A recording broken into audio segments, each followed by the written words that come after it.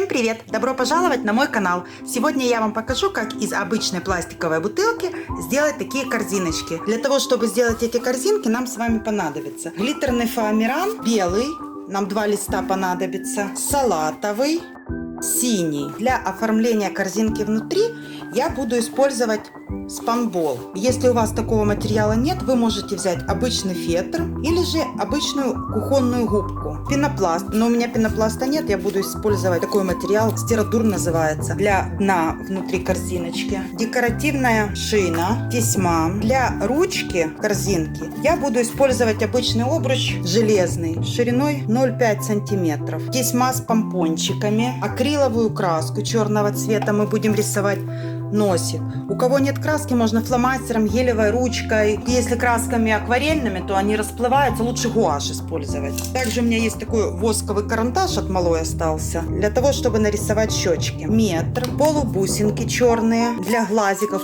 Если у вас полубусинок нет, глазики тоже можете нарисовать. Цветочки с тычинками, чтобы украсить низ. Карандаш, циркуль, канцелярский нож, линейка, кисточка, ножницы, лента. Лучше использовать ленту 0,5 сантиметров, как здесь репсовую. Помпончики любого цвета, какой у вас есть. Пинцет, листочек в клеточку. И вот такая вот я вам покажу сегодня, как сделать такую корзинку на примере вот такой бочоночка. Всем приятного просмотра. Начинаем.